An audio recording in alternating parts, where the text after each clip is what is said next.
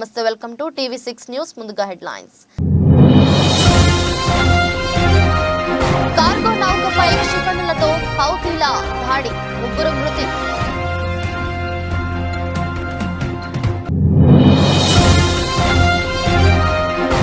శ్రీనగర్కు ప్రధాని మోదీ, ఆర్టికల్ 370 రద్దు తర్వాత తొలి పర్యటన.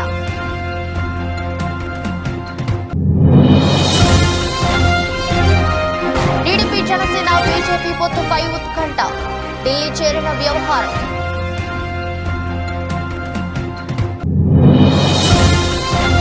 పవన్ కళ్యాణ్ కు చెక్ పెట్టేందుకు సీఎం జగన్ మాస్టర్ ప్లాన్, కాపు నేతలపై స్పెషల్ ఫోకస్ పెట్టిన జగన్ సర్కార్.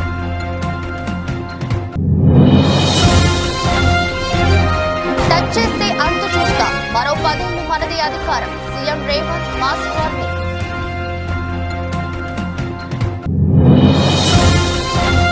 సొంత జాగా రేషన్ కార్డు ఉంటేనే ఇందిరమ్మ ఇల్లు, తొలి విడతలో 4.5 లక్షల మందికి ఇల్లు ఇస్తామన్న మంత్రి పొంగులేటి.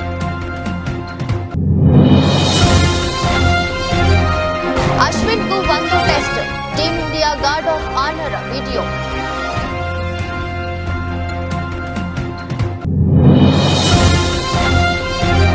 బాలీవుడ్ లో రికార్డు, 10 రోజుల్లో 100 కోట్లు మార్కు దాటిన మంజుమల్ బాయ్స్.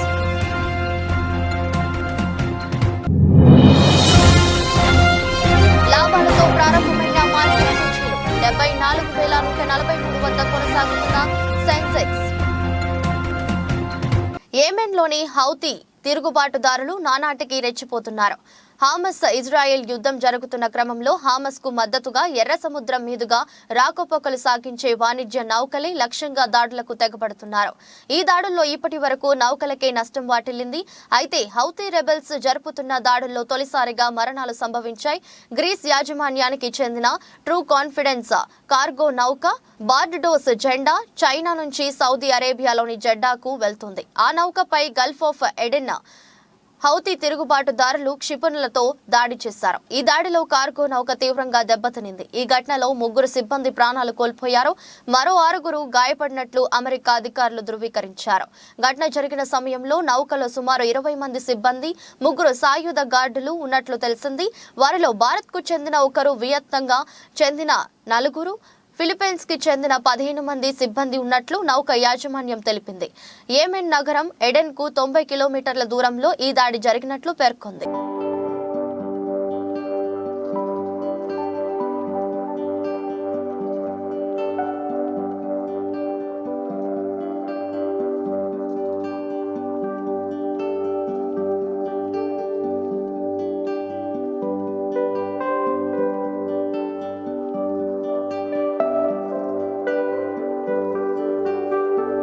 కాశ్మీర్లో ఆర్టికల్ 370 రద్దు చేసిన తర్వాత ప్రధాని మోదీ తొలిసారి ఇవాళ శ్రీనగర్ లో పర్యటించనున్నారు.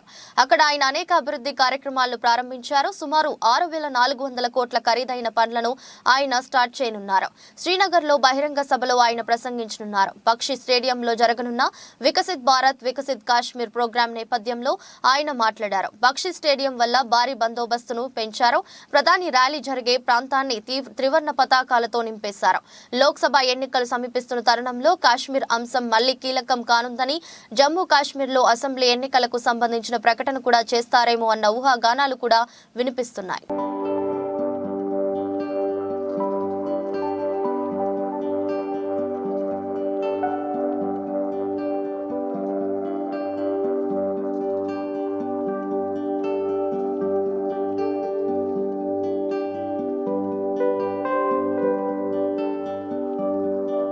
ఏపీలో పొత్తుల పంచాయతీ రసవత్తరంగా మారింది. బీజేపీతో టీడీపీ జనసేన కూటమి పొత్తు వ్యవహారం ఢిల్లీకి చేరింది. బీజేపీతో పొత్తు సంగతి తేలిన తర్వాతే TDP Janasena second list release చేయాలని చంద్రబాబు పవన్ కళ్యాణ్ నిర్ణయించారు. ఇవాళ సమావేశమైన ఇరు పార్టీల నేతలు పొత్తులు సెకండ్ లిస్టుపై దాదాపు గంటన్నర సేపు చర్చించారు. బీజేపీతో చర్చలు పూర్తయ్యాకే రెండో జాబితా విడుదల చేయాలని డిసైడ్ అయ్యారు. మరోవైపు నెక్స్ట్ లిస్టుపై బీజేపీ కోర్ కమిటీ ఇవాళ రేపు సమావేశం కానుంది. ఈ సమావేశాల్లో ఏపీలో పొత్తులపై క్లారిటీ వచ్చే అవకాశం కనిపిస్తుంది. ఏపీ బీజేపీ అధ్యక్షురాలు పురంధేశ్వరి ఇప్పటికే ఢిల్లీలో ఉన్నారు. ఇక చంద్రబాబు ఢిల్లీ టూర్ పై 2 రోజులుగా ఊహాగానాలు కొనసాగుతున్నాయి. పొత్తుల అంశంలో దాగుడు మూతలకు తెరపడే అవకాశం కనిపిస్తుంది. ఫిబ్రవరి 7వ తేదీ నుంచి అమిత్ షాను చంద్రబాబు కలిసినప్పటి నుండి పొత్తు ఉంటుందా ఉండదా అనే సంశయం ఇప్పటి వరకు కొనసాగింది. తాజాగా అందిన కీలక సమాచారం ప్రకారం చంద్రబాబు రేపు ఢిల్లీ వెళ్లనున్నారు. పవన్ కళ్యాణ్ కూడా వెళ్లనున్నారు. దీనిపై అధికారికంగా సమాచారం వచ్చింది. టీడీపీ లాంఛనంగా ఎన్డీఏలో చేరే అవకాశం ఉంది. ఆ తర్వాత సీట్ల సర్దుబాటు గురించి ఢిల్లీ పెద్దలతో చంద్రబాబు చర్చించే ఛాన్స్ ఉంది. అప్పుడు ఢిల్లీ పెద్దలు ఒక కమిటీ వేసి టీడీపీ జనసేనతో ఏపీలో సీట్ల సర్దుబాటుపై చర్చలను ముందుకు తీసుకెళ్లే అవకాశం ఉంది. అదంతా రాష్ట్ర స్థాయిలో జరిగే ఛాన్స్ ఉంది.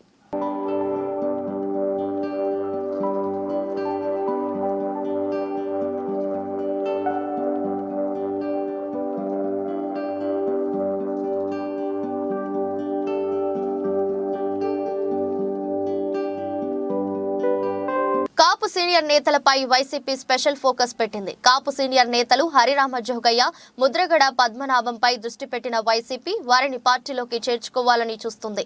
ఇప్పటికే హరిరామ జోగయ్య కుమారుడు సూర్యప్రకాష్ ను పార్టీలో చేర్చుకుంది వైసీపీ. ముద్రగడతో కూడా సంప్రదింపులు జరిపింది. త్వరలోనే ఆయన వైసీపీలో చేరబోతున్నట్లుగా తెలుస్తుంది. ఏదో ఒక నియోజకవర్గం నుంచి ఆయనను బరిలోకి దింపాలని వైసీపీ భావిస్తుంది. మరోవైపు వంగవీటి రాధాను పార్టీలోకి తెచ్చేందుకు వైసీపీ ప్రయత్నిస్తుంది. వంగవీటి రాధాను బందర్ ఎంపీగా పోటీ చేయించాలని వైసీపీ ప్లాన్ చేస్తుంది. కాపు సామాజిక వర్గంపై వైసీపీ ఫోకస్ పెట్టింది. ప్రధానంగా కాపులు ఎక్కువగా ఉండే ప్రాంతాలలోని ముఖ్య నేతలకు వలవేసే పనిలో వైసీపీ ఉంది. ఇప్పటికే కాపు సీనియర్ నేతలు, కాపు పెద్దలుగా ఉన్న హరిరామ జోగయ్య, ముద్రగడ పద్మనాభం ఇద్దరిని తమ వైపు తీసుకునే ప్రయత్నాల్లో వైఎస్ఆర్ సిపి ఉంది. గతంలోనూ వైసీపీలో చేరేందుకు ముద్రగడ అన్ని ఏర్పాట్లు చేసుకున్నారు.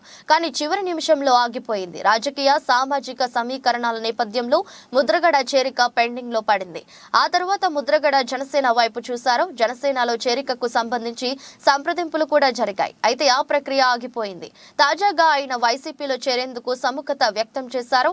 ఇప్పటికే వైసీపీ కీలక నేత, ఉభయ గోదావరి జిల్లాల రీజనల్ కోఆర్డినేటర్ మిథున్ రెడ్డి ఇప్పటికే ముద్రగడతో మాట్లాడారు. ఈ నెల 12న ముద్రగడ సీఎం జగన్ ను కలవబోతున్నారని సమాచారం.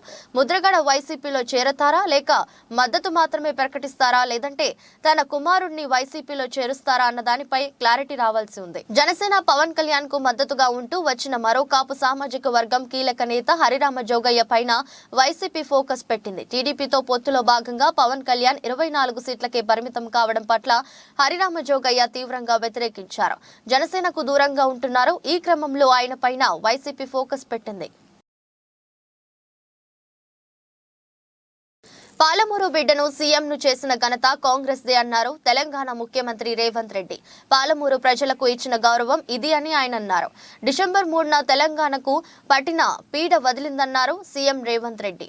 కార్యకర్తల వల్లే మనం అధికారంలో ఉన్నామన్నారు. తెలంగాణ రాష్ట్రానికి రావాల్సిన నిధుల కోసం కేంద్రంతో కోట్లాడతానని తేల్చి చెప్పారు. ప్రధాని మోదీ చెవిలో తాను గుసగుస చెప్పలేదన్నారు. అతిథి మన ఇంటికి వస్తే గౌరవించాలని వెళ్లాను. మోదీ తెలంగాణకు సహకరించకపోతే ఎదిరిస్తా. బిల్లాతో అయినా కేడీతో అయినా కోట్లాడతా. బీఆర్ఎస్ అంటే బిల్లా రంగ సమితి. గత పాలకులు పాలమూరుకు ఏమైనా తీసుకొచ్చారా? 10 కొక్కుల్లా పందేళ్లు దోచుకున్నారు. పాలమూరు జిల్లాకు బీఆర్ఎస్ ఏం చేసింది? కాంగ్రెస్ ప్రభుత్వాన్ని టచ్ చేస్తే మీ అంతు చూస్తా, ఎవరికి అన్యాయం చేశానని ప్రభుత్వాన్ని పడగొడతామంటున్నారు. ఇందిరమ్మ రాజ్యాన్ని చూసి కళ్ళు మండుతున్నాయా అని నిప్పులు చెరిగారు సీఎం రేవంత్. పాలమూరు నుంచి లోక్సభ ఎన్నికల శంఖారావం పూరించారు సీఎం రేవంత్ రెడ్డి. మహబూబ్ నగర్ లో కాంగ్రెస్ ప్రజా దీవెన సభలో సీఎం రేవంత్ రెడ్డి మాట్లాడారు. బీజేపీ, బీఆర్ఎస్ పార్టీలపై విరుచుకుపడ్డారు. నేనేమి తలుపులు మూసి కాళ్లు పట్టుకోలేదు అంటూ బీఆర్ఎస్ విమర్శలకు స్ట్రాంగ్ కౌంటర్ ఇచ్చారు సీఎం రేవంత్ రెడ్డి. ఆత్మ బలిదానాలు చేసుకొని అమరులై ఈ రోజు తెలంగాణ రాష్ట్రాన్ని సాధించింది. ఆనాడు అమరులైన బిడ్డలు మేము ఆత్మ బలిదానం చేసుకున్నా మా తమ్ముల్లో, మా చెల్లెల్లో భవిష్యత్ తరాలకు ఆదర్శంగా నిలబడి ఈ రాష్ట్రంలో మా ఉద్యోగాలు మాకు వస్తాయి. ఆ ఉద్యోగాల ద్వారా భవిష్యత్ తరాలకు సంబంధించిన దళితులు, గిరిజనులు, ఆదివాసీలు, బలహీన వర్గాలు, మైనారిటీల పిల్లలకు చదువులు చెప్తారు. తద్వారా వాళ్ళు దేశ అభివృద్ధిలో భాగస్వాములు అవుతారు అని చెప్పి వాళ్ళు ఆత్మ బలిదానాలు చేసుకున్నారు. ఆ ఆత్మ బలిదానాల స్ఫూర్తితో ఏర్పడ్డ తెలంగాణ రాష్ట్రం ఆనాటి ప్రభుత్వం ఆ స్ఫూర్తితో పనిచేయాల్సింది వదిలేసి కుటుంబం యొక్క సంక్షేమం కోసం, కుటుంబంలో ఉన్న వ్యక్తుల పదవుల కోసం, వాళ్ళ యొక్క లాభార్జన, వాళ్ళ యొక్క ధనదాహం తీర్చుకోవడానికి గత 10 సంవత్సరాలు వాళ్ళు అదే పనిలో మునిగి తేలిన ఫామ్ హౌస్ మత్తులో వాళ్ళు ఉండి లక్షలాది నిరుద్యోగ యువకుల యొక్క ఆకాంక్షలు నెరవేర్చడంలో వాళ్ళు వైఫల్యం చెందిన మీరందరూ దిల్సుఖ్ నగర్ సెంటర్లోనో, అశోక్ నగర్ చౌరస్తాలోనో, అమీర్పేట జంక్షన్లోనో గ్రామాల నుంచి పేద తల్లిదండ్రులు రూపాయి కూడబెట్టి ఉపాధి హామీ కూలికి పోయి సంపాదించి మీకు పంపిస్తే కోచింగ్ సెంటర్ల చుట్టూ తిరుగుతూ దిల్సుఖ్ నగర్లోనో రకరకాల ప్రాంతాలలో మీరు కష్టపడి చదువుకున్నారు. నోటిఫికేషన్ ఎప్పుడు ఇస్తారో తెలీదు, పరీక్షలు నిర్వహిస్తే ప్రశ్నాపత్రాలు ఏ జిరాక్స్ సెంటర్లో తేలుతాయో తెలీదు. ప్రశ్నాపత్రాలను ఎవరు దిద్దుతారో దిద్దే వాళ్ళ మీద నమ్మకం లేదు, ఫలితాలు ప్రకటించే వాళ్ళ మీద విశ్వాసం లేదు. ఈ రకంగా అపనమ్మకంతో అసలు ఎప్పుడు ఏం జరుగుతుందో తెలియని పరిస్థితుల్లో మీరందరూ కష్టపడి కొట్లాడి ఇక మా ఉద్యోగాల గురించి అడగడం కాదు, అధికారంలో ఉన్న కేటీఆర్ ఉద్యోగాలు ఊడగొడితేనే మీ ఉద్యోగాలు వస్తాయన్న ఆలోచనతోటి ఉద్యోగాలు అడగడం మానేసి తండ్రి కొడుకు, మామ అల్లుడు, కూతురు తండ్రి ఉద్యోగాలు సొంత జాగా ఆహార భద్రత కార్డు ఉన్న వారికే ఇందిరమ్మ ఇండ్ల పథకం కింద ఆర్థిక సాయం మంజూరు చేస్తామని గృహ నిర్మాణ శాఖ మంత్రి పొంగులేటి శ్రీనివాస్ రెడ్డి స్పష్టం చేశారు. తొలి విడతలో ఒక్కొక్క నియోజకవర్గంలో 3,500 చొప్పున మొత్తం రాష్ట్రంలో 4.5 లక్షల మందికి ఇండ్లు మంజూరు చేస్తామని చెప్పారు.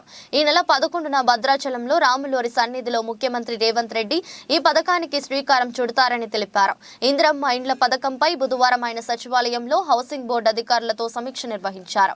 ఈ సందర్భంగా పొంగులేటి మాట్లాడుతూ తమ ప్రభుత్వం 6 గ్యారంటీల అమలులో భాగంగా ఇందిరమ్మ ఇండ్ల పథకం కింద ఇల్లు లేని వారికి ఇంటి స్థలం ఉన్న వారికి ఇంటి నిర్మాణానికి 5 లక్షల సాయం అందించడానికి అవసరమైన కార్యాచరణ ప్రారంభించిందని చెప్పారు. ఈ పథకాన్ని తెలంగాణ రాష్ట్ర హౌసింగ్ కార్పొరేషన్, జిల్లా కలెక్టర్లు, మున్సిపల్ కమిషనర్లు పర్యవేక్షిస్తారని తెలిపారు. తొలి విడతలో సొంత స్థలం కలిగిన వారికి ఇందిరమ్మ ఇండ్ల నిర్మాణానికి 5 లక్షల చొప్పున మంజూరు చేస్తామని స్పష్టం చేశారు. 400 చదరపు అడుగులకు తక్కువ కాకుండా ఇండ్లను నిర్మించాలని, హాలు, బెడ్రూమ్, వంటగది, బాత్రూమ్ తప్పనిసరిగా ఉండాలని చెప్పారు. మహిళల పేరు మీదనే ఇండ్లను మంజూరు చేస్తామని, ప్రజాపాలనలో వచ్చిన దరఖాస్తులను పరిశీలించి ఆహార భద్రతా కార్డు ఆధారంగా లబ్ధిదారులను ఎంపిక చేస్తామని వివరించారు. ఇందిరమ్మ ఇండ్ల నిర్మాణానికి సంబంధించిన మార్గదర్శకాలను వెంటనే విడుదల చేయాలని అధికారులకు సూచించారు. 3 కాలేజీల్లో కంటే ది బెస్ట్ కాలేజీగా ఈ నేలకొండపల్లి కాలేజీని చేస్తుంది. దీనికి కావాల్సిన నిధులు కానీ ఇతరత్ర తప్పకుండా ప్రభుత్వ పక్షాన సాయం తీసుకుంటాం. రోల్ మోడల్గా ఈ కాలేజీని చేసుకుంటాం. తెలంగాణ రాష్ట్రం ఏర్పడిన 10 సంవత్సరాలు ఏదైతే గత ప్రభుత్వ పరిపాలనలో విద్యని చిన్న చూపు చూశారు అన్నమాట నిజం. అన్ని రంగాల కంటే కూడా బడ్జెట్లో విద్య పట్ల కొంత నిధులు ఏర్పాటు చేసి తీరా నిధులు రిలీజ్ చేసే టైం వచ్చేసరికి బడ్జెట్లో పెట్టిన నిధుల్లో సగం కూడా ఖర్చు ఏదైనా ఖర్చు కాలేదంటే మళ్ళీ వచ్చే సంవత్సరం దీనికంటే ఎక్కువ ఫిగర్ చూపిస్తాడు. ఎవరికి ఈ అర్థం కాని కన్ఫ్యూజన్లో రాష్ట్రంలో విద్య డెఫినెట్గా వెనకబడింది అనేది చెప్పకనే తప్పదు.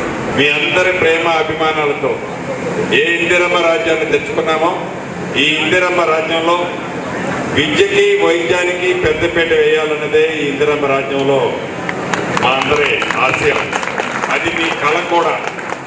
ప్రతి ఇంటికి ఒక ఉద్యోగం వస్తుందని ప్రతి యువకుడు కలకన్నాడు. కానీ మాటలకే పరిమితమైంది గత ప్రభుత్వం. చేతల్లో నిరుప్రయోగంగా యువతని విస్మరించింది గత ప్రభుత్వం. ఈనాడు ఇందిరమ్మ రాజ్యంలో సుమారు మొదటి 85 రోజుల్లోనే 28,000 ఉద్యోగాలు ఇచ్చిన ఘనత ఈ రాష్ట్ర ప్రభుత్వాన్ని, ఇందిరమ్మ ప్రభుత్వాన్ని. ప్రైవేటు స్కూళ్ళని మరిపించే విధంగా గవర్నమెంట్ సెక్టార్లో ఉన్న స్కూల్స్ని నడిపించాలన్నది ఇందిరమ్మ రాజ్యం యొక్క చిత్తశుద్ధి. ఇటువంటి ప్రభుత్వాన్ని తప్పకుండా మీ దీవెనలతో వచ్చింది. మీ అండదండలు ఉన్నాయి. మంచి పరిపాలన ఇవ్వడానికి ఈ ప్రభుత్వం సిద్ధంగా ఉంది. ఈ ప్రభుత్వం కావాల్సిన అన్ని వసతుల్ని మేడం గారికి చెప్పడం జరిగింది. పై అధికారులతో కూడా అవసరమైతే మాట్లాడి ఎక్కడా నిధులు ఇబ్బంది లేకుండా. భారత senior spinner Ravichandran Ashwin career లో మరో మైలురాయికి చేరుకున్నారు. ఈ మధ్య 500 వికెట్ల క్లబ్ లో చేరిన ఈ ఆఫ్ స్పిన్నర్ 100వ టెస్ట్ మ్యాచ్ ఆడుతున్నాడు. ఈ సందర్భంగా ధర్మశాలలో హెడ్ కోచ్ రాహుల్ ద్రవిడ్ భారత జట్టు ఆటగాళ్లు అశ్విన్ ను ప్రత్యేక అభినందనలు తెలిపారు. కోచ్ ద్రవిడ్ 100వ టెస్ట్ క్యాంప్ ను అశ్విన్ కు బహుకరించాడు. అనంతరం అతడు భార్య ప్రీతి, 2 కూతుళ్లతో కలిసి ఫోటోలు దిగాడు. డ్రెస్సింగ్ రూమ్ నుంచి అశ్విన్ మైదానంలో అడుగు పెట్టేటప్పుడు టీమిండియా ఆటగాళ్లు ఇరువైపులా నిలబడి గార్డ్ ఆఫ్ ఆనర్ తో గౌరవించారు.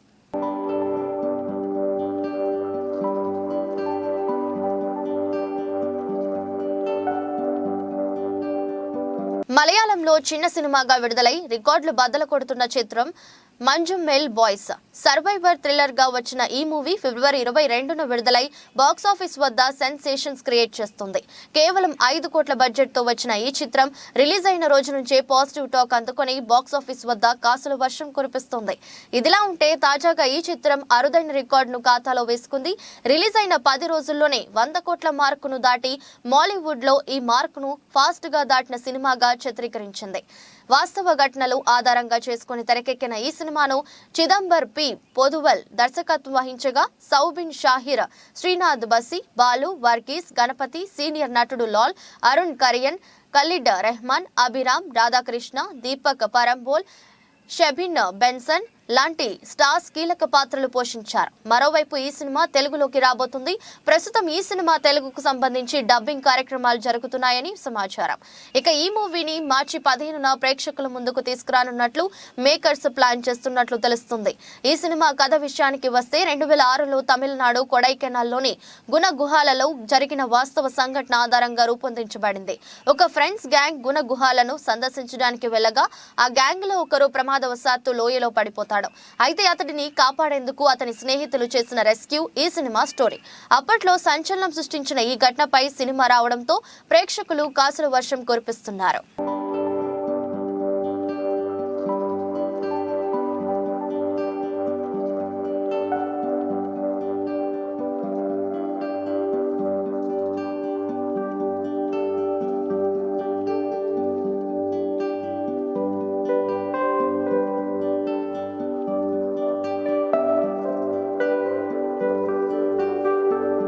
అంతర్జాతీయ మార్కెట్లలోని సానుకూల సంకేతాల మధ్య దేశీయ స్టాక్ సూచీలు గురువారం లాభాలతో ప్రారంభమయ్యాయి.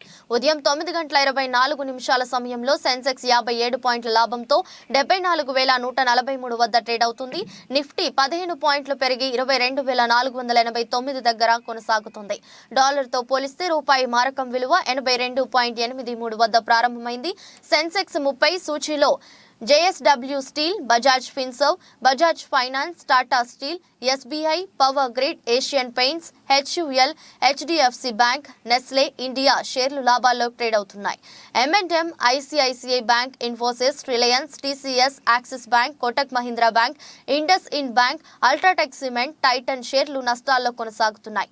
అమెరికా మార్కెట్లు బుధవారం లాభాలతో ముగిశాయి. నేడు ఆసియా పసిఫిక్ ప్రధాన సూచీలు సానుకూలంగానే ఉన్నాయి. జపాన్లో నిక్కీ సూచీ ఆరంభంలో రికార్డు గరిష్టాన్ని తాకింది. అంతర్జాతీయ మార్కెట్లో బ్యారెల్ బ్రెంట్ చమురు ధర $82.85 వద్ద ట్రేడ్ అవుతుంది.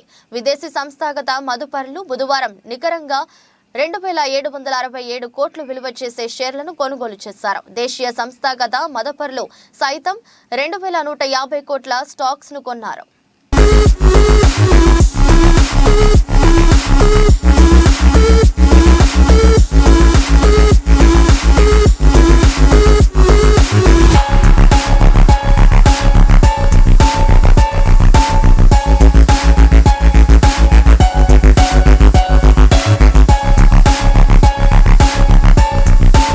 జగిత్యాల జిల్లా రాయకల్ మండలంలోని కొత్తపేట గ్రామం నుండి శివాజీనగర్ వెరుపడి కొత్త గ్రామంగా ఏర్పడింది. ఆలయానికి సంబంధించిన బోర్డుపై మా గ్రామం పేరు ఉండాలంటే మా ఊరి వేరే ఉండాలంటూ 2 గ్రామాల ప్రజలు గొడవకు దిగారు. విషయం తెలుసుకుని తహసీల్దార్ అబ్దుల్ కయ్యాం, జగిత్యాల రూరల్ సిఐ ఆరిఫ్ అలీ ఖాన్ 2 గ్రామాల ప్రజలను సమావేశం చేసి ఈ సందర్భంగా వారు మాట్లాడుతూ 2 గ్రామాలకు చెందిన ప్రజలు నాగాలయం బోర్డుపై కోటపేట్తో పాటు శివాజీనగర్ పేరు పెట్టాలని ఆ గ్రామస్తులు డిమాండ్ చేయగా పాత పద్ధతి ప్రకారమే కొత్తపేట్ అని ఉండాలని ఆ రోజు ఆ ఊరి ప్రజలు స్పష్టం చేశారు.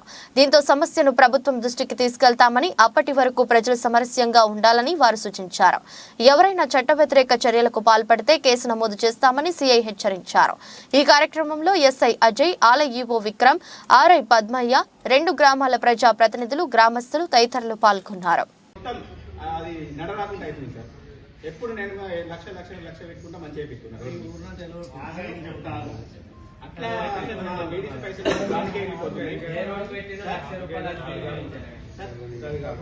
అన్ని బిల్లు ఇస్తాం.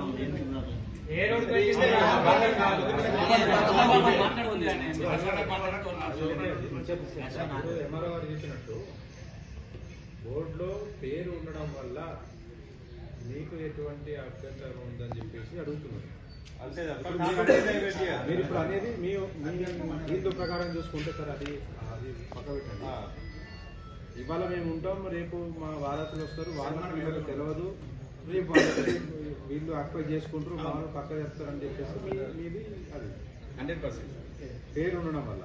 అవును, అది ఫస్ట్ మెయిన్ రీజన్ అది. అంతే. జగిత్యాల జిల్లా మెట్పల్లి పట్టణంలోని ఎమ్మెల్యే క్యాంపు కార్యాలయంలో ఎమ్మెల్యే డాక్టర్ సంజయ్ మీడియా సమావేశం నిర్వహించారు. ఈ సందర్భంగా ఎమ్మెల్యే మాట్లాడుతూ 11/3/2024 కోరుట్ల నియోజకవర్గ యువతీ యువకుల కోసం మెగా జాబ్ మేళా నిర్వహిస్తున్నామని, యువకులందరూ సద్వినియోగం చేసుకోవాలని కోరారు. అనంతరం జాబ్ మేళా పోస్టర్ ని ఆవిష్కరించారు. ఈ కార్యక్రమంలో మున్సిపల్ చైర్మన్, ఎంపీపీ, ప్రజా ప్రతినిధులు, కార్యకర్తలు తదితరులు పాల్గొన్నారు. మన కాన్స్టిట్యున్సీ యువకులకు మీ ద్వారా 11వ తారీఖు నాడు మెగా జాబ్ మేళా కండక్ట్ చేస్తా ఉన్నాము. దగ్గర 2000 ఉద్యోగాలు వస్తూ ఉన్నాయి. దగ్గర 50 కంపెనీలు కూడా వస్తూ ఉన్నాయి. ఆ రోజు ఎస్ఎస్సి దగ్గర నుండి పోస్ట్ గ్రాడ్యుయేషన్ విద్యార్థుల వరకు అన్నీ కూడా ఇన్ని రకాల జాబ్స్ ఉన్నాయి. మన వెంకటరెడ్డి ఫంక్షన్ హాల్ మెట్పల్లిలో పొద్దున్న 9 గంటలకు స్టార్ట్ అవుతుంది. దయచేసి నా రిక్వెస్ట్ ఏంటంటే అందరూ కూడా రిజిస్ట్రేషన్ 11 లోపల అయిపోతుంది. మేళా కంటిన్యూ అవుతుంది సాయంత్రం వరకు, కానీ రిజిస్ట్రేషన్స్ మాత్రం పొద్దున 11 లోపలే రిజిస్ట్రేషన్స్ అన్నీ అయిపోతాయి. ఇంకో క్యూఆర్ కోడ్ కూడా మేము ఇస్తూ ఉన్నాం. ఇప్పుడు వాళ్ళకి కావాల్సి డైరెక్ట్లీ కూడా రిజిస్ట్రేషన్ చేసుకోవచ్చు.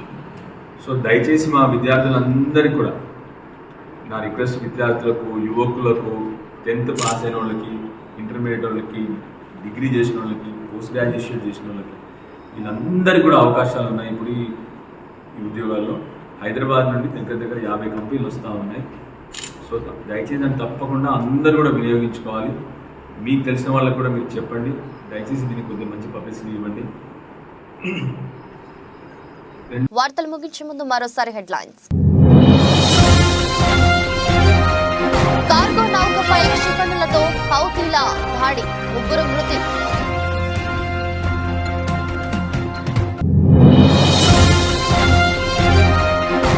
శ్రీనగర్కు ప్రధాని మోదీ, ఆర్టికల్ 370 రద్దు తర్వాత తొలి పర్యటన.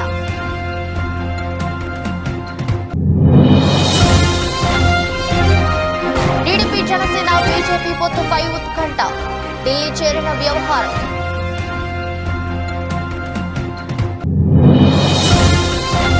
పవన్ కళ్యాణ్ కు చెక్ పెట్టేందుకు సీఎం జగన్ మాస్టర్ ప్లాన్, కాపు నేతలపై స్పెషల్ ఫోకస్ పెట్టిన జగన్ సర్కార్.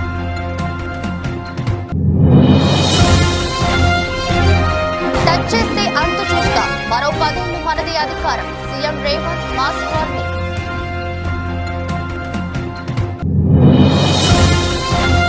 సొంత జాగా రేషన్ కార్డు ఉంటేనే ఇందిరమ్మ ఇల్లు, తొలి విడతలో 4.5 లక్షల మందికి ఇల్లు ఇస్తామన్న మంత్రి పొంగులేటి.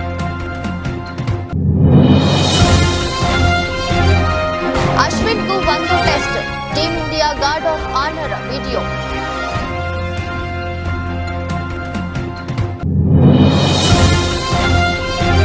బాలీవుడ్ లో రికార్డు, 10 రోజుల్లో 100 కోట్ల మార్కు దాటిన మంజుమేల్ బాయ్స్.